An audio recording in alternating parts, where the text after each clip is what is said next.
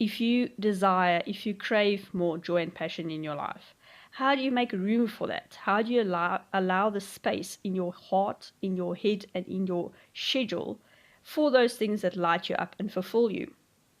Today, I'm going to be sharing with you a simple framework, the simple steps that I use with my clients and I use in my own life to create strategies and routines to allow that space, that breathing room for passion and joy. And I'll be sharing a few tips from my own life, my own personal experiences, to give you some ideas for applying this framework in your own schedule and to your own priorities. This is the Thriving Christian Women podcast, sharing insight and guidance for women who want to realize their own vision of a happier and healthier faith-led life. I'm your host, Christine van Tonder, a Christian life and health coach from sunny South Africa. Over the last few years, I've had quite a few people share with me that they feel they don't have a lot of joy, they don't experience joy in their lives, and they sometimes wonder whether there is one or a few specific passions that they can build a life around. They might not even be aware of what they are passionate about. They struggle to identify those things that they want to build their lives around and a business or a career. They don't know what brings them the most joy and fulfillment. So I would recommend they step back a bit and first allow that space and change their lives so that there is actually breathing room and space to explore and find those things that they are most excited about, that really lights them up, that they can speak for hours about, that they can that can keep them driven and moving forward and persistent. Because when you are pursuing a passion, it does get challenging sometimes. There will be barriers, there will be challenges, and if you're not driven enough, if it's not something that you feel really strongly about, that's not aligned with your values and beliefs, it's going to be difficult to pursue it for a long time, to sustain that passion. So here follows my simple framework. I use it often with clients. This is not the only framework, but it seems to work well for us. And I use it in my own life to make sure that I'm always pursuing my passion, whatever that is. It hasn't always been the same, but the passions that I'm pursuing right now has been the biggest ones for me. And I see a pattern from the time I was 19. This has been an underlying passion, and it's only recently that I discovered this, that I can really design my life around it. Once I made space for it in my mind, in my heart, and in my life, it really has flowered, it has blossomed and developed quite a bit. So the first part of that framework is balance. Firstly, you have to really identify how you define balance for yourself. What is your personal definition, and how would you know that you have reached it? For me personally, I can only share my definition. So it may be similar for most people, but it's not exactly the same. Some people define balance as they can pursue all their goals at once. And personally, I don't recommend that, because it's really difficult to transform more than one area of your life at once. If you transform one area that will benefit all other areas, then it will be almost like a chain effect. It will be a pattern, and those benefits will be overflowing into other areas of your life. But if you're going to be pursuing habit changes and new routines in your personal life, it may be really tiring to do the same in your work life or launch a new business while you are completely transforming your health. It's really difficult to pursue one kind of transformation at a time. So that might not be a wise thing for you, but some people can do it. So you have to define balance for yourself. For me, it's not being perfect all the time in all areas. It's being able to prioritize wellness and growth in all areas at a time. So I'm not going to be doing a complete transformation in all areas, but I have specific things that I focus on improving in each area. So what I mean is, Not going to be completely growing, launching and growing a new business while I am changing my entire diet, because it takes so much willpower. Both of those things on their own, each of those things takes so much willpower and concentration and drive, emotional energy even, that you tire yourself out. Your reserves get really shrunken by the end of the day. When you have to go and cook a healthy dinner and prepare meals for the next day, you've already used all your concentration, willpower, and drive for your business in the beginning of the day until close of business. So you don't have all of those reserves left for when you have to focus on your health at the end of the day. So focus on one thing at a time. I do a few small things to grow myself in each area every single day. So for me, that is making sure that I have a consistent routine so that I work on my personal growth every day. So for health, I will work out every day. I will sustain my already healthy eating habits. For my business, I will do marketing every day. I will reach out to new people to tell them about my businesses, or grow relationships. I will develop new programs and services, things like that, that I can actually maintain. It's not completely on autopilot. It does take concentration and drive, but it's not like a complete overhaul. And then with my spiritual growth, I also work on prayer and scripture studies and journaling every day. So that's also not a complete transformation, but it is growth. It is specific routines that help you grow in those areas every day. That to me is balance, making sure that you are growing in each area and you're supporting each area of yourself as a person and of your health and wellness every day. And the next one that you have to look at in this framework is your life assessment. I may do this once a year if everything's going well, or if I'm feeling stuck or unable to make progress for some reason, then I go back to my life assessment and I look at all areas of my life, and see, how content am I, what area needs a little bit more love and attention, what could I be doing different there, because most of the time each area will benefit and can also drag down the other areas of your life. So if your health is really not great and you feel really unwell and sick, then that is going to eventually drag down your business, and your spiritual growth can benefit and drag down other areas. So if you're really not looking after yourself spiritually, and you're not connected with others, and you don't have love and attention, and all those spiritual needs aren't being met, and you don't have a ritual where your faith and trust in God plays a huge part, then any challenge and burden, or anything that comes across your path that discourages you, that is emotionally draining, or even a trauma, can really halter your progress, and it can have a really bad effect on your life, and hold you back for up to a couple of decades if you don't have that spiritual support, and if you're not spiritually mature. So that's why I'm saying all areas of your life impact each other. They don't necessarily halter progress in other areas, but they can. There's a big risk that if you don't look after yourself in all areas, if you don't look at growing yourself in each area of your life, or at least sustaining the level that you are right now, then you're going to risk regressing even in other areas. So I look at what my ideal life looks like, what kind of person do I want to become, and which experiences, abilities, and character traits would help me to experience more joy. That is the next one with my life vision. If I have seen some red flags in my life assessment, then I go to my life vision and think, how has that changed recently? Is there maybe a different way that I can fulfill my emotional needs or my passion, a different way for me to walk in my passion and my calling? So do I need to redesign my vision?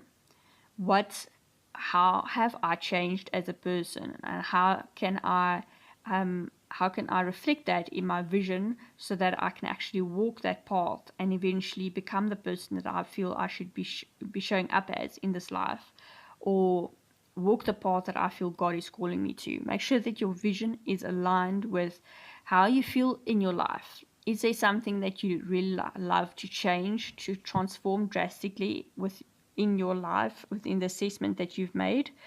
Make sure that that is signified in your life vision, in your new altered life vision. And what experiences would I like to sustain? What would I like to remove from my life? So what would I like to encourage, and what would I like to discourage? Make sure that your life vision actually reflects that, so that you are moving towards an outcome that actually reflects what you want from life. The next part of the framework is your non-negotiable priorities. So, which choices and tasks do I personally believe are necessary to show up as the person I want to be for others, for myself, and for God? If you are overflowing, if your schedule is overflowing, if you are carrying too heavy of a burden, then there will be no space for your passion and joy. You will feel like you aren't as driven anymore towards that passion if you have been following a passion, and now suddenly there's like a huge life change, or you've maybe taken on too much. Then you might even lose your drive towards your passion, and you might not feel like pursuing it anymore because you are just emotionally and mentally burnt out. So make sure that you identify those things that are non-negotiable and schedule those and work towards those consistently. But also identify the things that aren't, maybe there are good things, but they're not the best things for you to work towards right now, or you're not the best person for that. So remember, it's not doesn't make you a bad person to tell someone no. It's the way you say it. So tell them that can't you won't be able to bring justice to this project right now. You won't be able to give the most of yourself, the best of your attention and focus to what they are wanting you to do. It's not bad for us to say no, or just not right now. Because if you try and take on everything that people give you, then they will eventually also suffer, because you won't do such a great job at it as when you are only doing those things that you feel like you are best at, that it is absolutely necessary for you specifically to work on those things, for you to attend those things. There aren't other persons who can do it as well or better with the workload that you have right now, with the load that you can carry, with the level of energy and focus and determination that you can carry. So what are those things that you absolutely have to do, that you feel like those things are you, they are for you, and which things can you actually delegate and outsource, or maybe just postpone, to make sure that you always you always work towards those things that are most important for you to fulfill your calling, your purpose, and your identity in this world. If you don't say no to anything and you take on everything, then you will start making mistakes. Your productivity will be lower, your focus will be lower, you will become an unhappy person, and you won't have any space for passion and joy in your life. So the next part of the framework is giving back to yourself. Through which simple and sustainable ways could you be supporting your own health and happiness every day? So as a woman, if you're a woman listening to this, we often automatically take on that caretaker role, that supportive role, the strong person in the family, keeping everyone together, or the provider. It's not often that it is widely accepted we should think about ourselves. We are a priority. We are one of our highest priorities. Especially as Christian, I find that people really feel guilty when they think about giving to themselves, because we, in some Christian denominations are taught that we should not think about our own well-being. We should always think about others, because that is like following Christ, always taking up our cross and never thinking about what is good for us. But there are several parts of the Bible where it says, where it shows that we have to look at our own mindset and take care of our own bodies and make sure that we are caretakers and good stewards of our own time. And many parts of the Bible where it teaches us how to do that. So please make sure that you are addressing the things that need that are calling out desperately for you to attend to for your own wellness and health. You need to make sure that you prioritize the things that will make you happy and make you the best woman, wife, and mother that you can be. And remember, this is an example that you're setting for others as well. Your kids are watching, your husband is watching. You teach them how to value themselves and how to value you as well. If you don't value yourself and they can see that, then they might not value you, but your kids definitely won't value themselves growing up because you set that example for them. So make sure that they can see you supporting your own wellness and actually addressing the things that come up that tell you, listen now, this is important, this is a warning sign, you are not well and you need to rest, or you need to go to the doctor, or you need the medicine, or you need better nutrition. There are so many different ways that your body could be calling out to you today, telling you that you need something more or you need something different. You need to make better choices or different choices. Don't ignore those things, because firstly, it's going to really impact you now and in the long term, and it's going to show your children, your husband, or whoever's watching, whoever's learning from you, or they are taking this belief that this is not important. Your own wellness and happiness is not important. Do you want your kids to neglect themselves when they are in the position that you are right now? How do you want your kids to treat themselves when they are overburdened and worn out? It's important for us to think about those things. Even if it's like 30, 40 years from now, make sure that you also consider that if you show them that your own happiness is very important for the happiness of the family, for the wellness of the house. The house is a happier place when the mother is taking care of herself. Then everyone benefits from it, because you are more present and attentive, and the joy is so contagious. The laughter is contagious when you actually support yourself and you give to yourself every day. That is a priority, non-negotiable. So the next part of the framework is faith. So how are you addressing those things? What role could my faith and trust in God play in how I experience life and walk in my purpose and passion? My faith is an indispensable part of how I walk in my passion and joy. Primarily because my passion is connected to my faith, and I feel like what I'm passionate about is a calling, but also because I grow my faith and I work on my faith and trust in God every single day, and that brings me joy. That makes me more passionate about life, about serving others. And addressing your faith and working on that every day makes space, it makes room for passion and joy, because you really grow your self-awareness, you grow your self-worth and identity more as you grow your faith, and that makes you more willing and more confident to put yourself forward, to put your own needs forward and prioritize yourself. So in that context, I would say that is how addressing your faith and growing your faith makes room for passion and joy.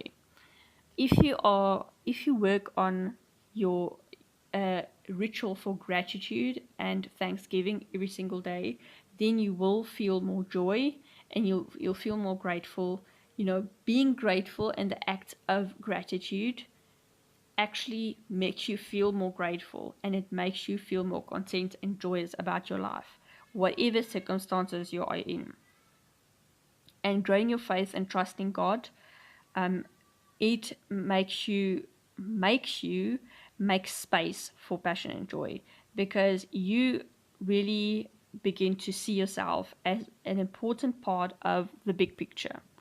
You are important. Just the simple fact that you are here today, you are breathing, you woke up this morning, already should tell you that you have a role to play, and so your happiness is important. Your joy, whatever you're feeling today, if it's a bad emotion, if it's a negative emotion, if it's not feeling well, if it's sadness, depression, that is significant. It's not something small. It's not something to ignore. So it's important for you to address those emotions, and your faith and trust in God is indispensable in that process. So please make sure that you have a consistent and strong routine every day that addresses your faith, checks in with God every day, and allows you to be guided by His Spirit and by His wisdom. So that, there is really so many ways that my spiritual routine has helped me make more space in my life for the things that are important for my joy and passion.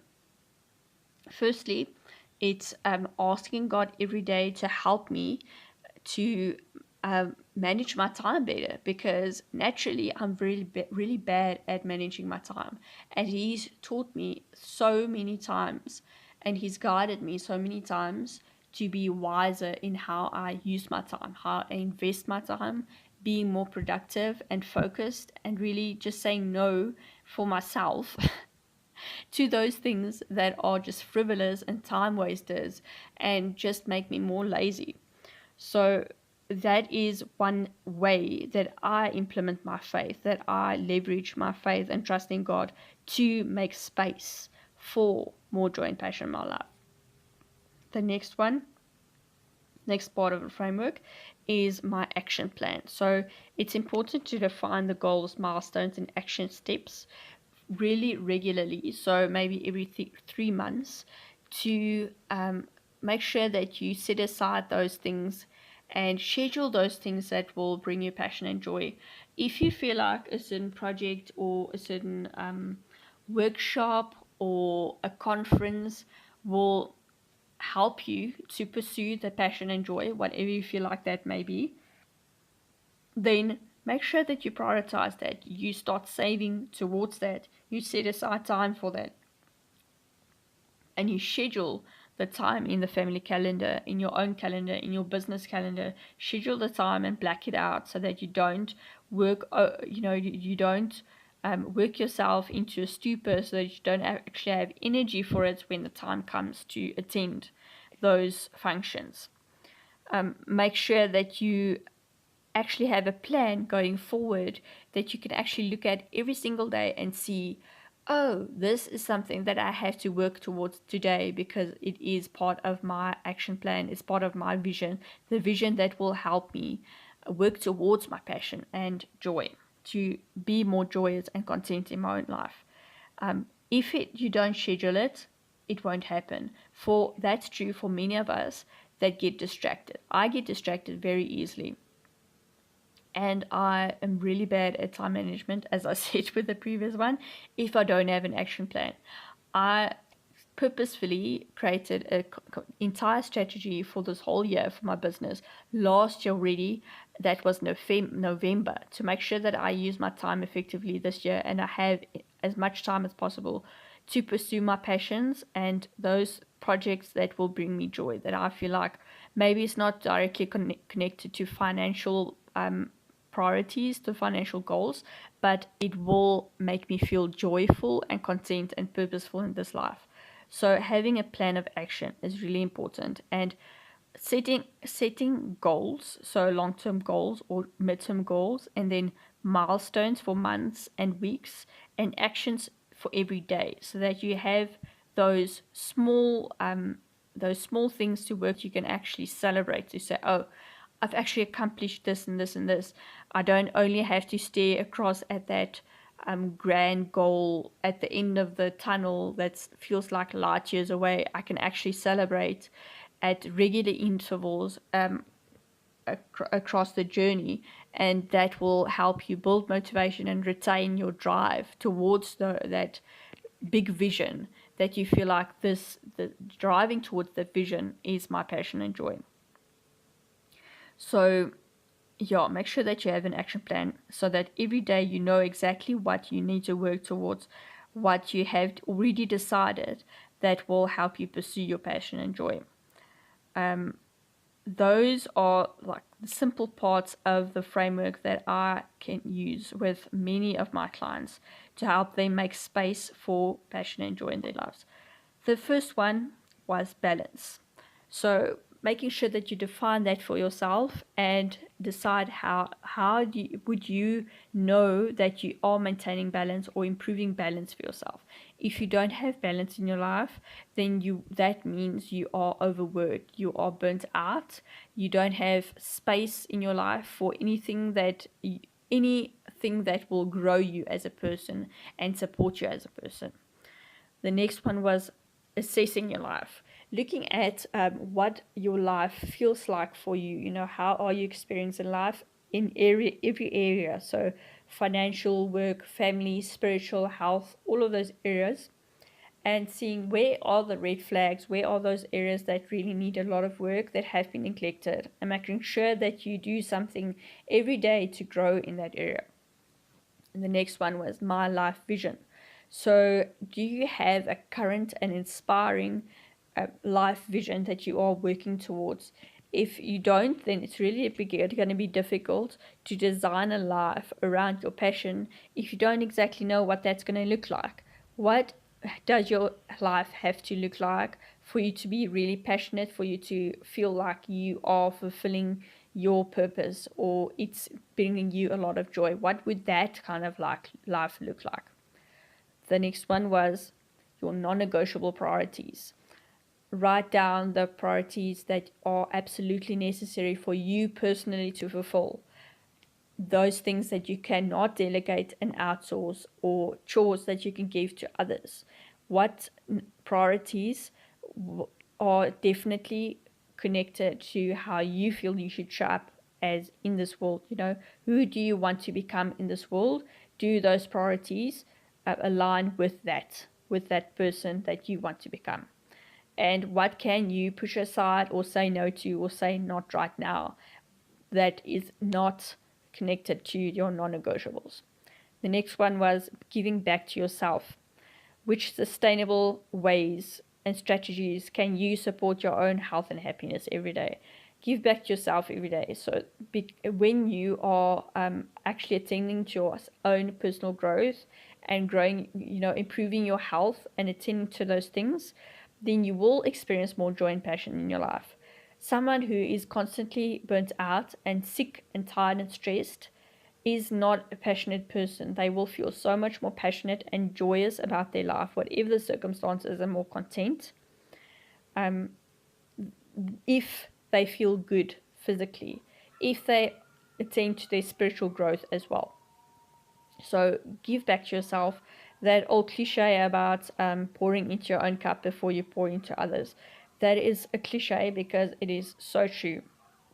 Make sure that you actually do grow yourself and work on your own wellness every day, so that you are healthier, you'll be more productive, clear and focused, so you'll do more in less time and have more space for your passion and joy, if that's not connected to your job or your career.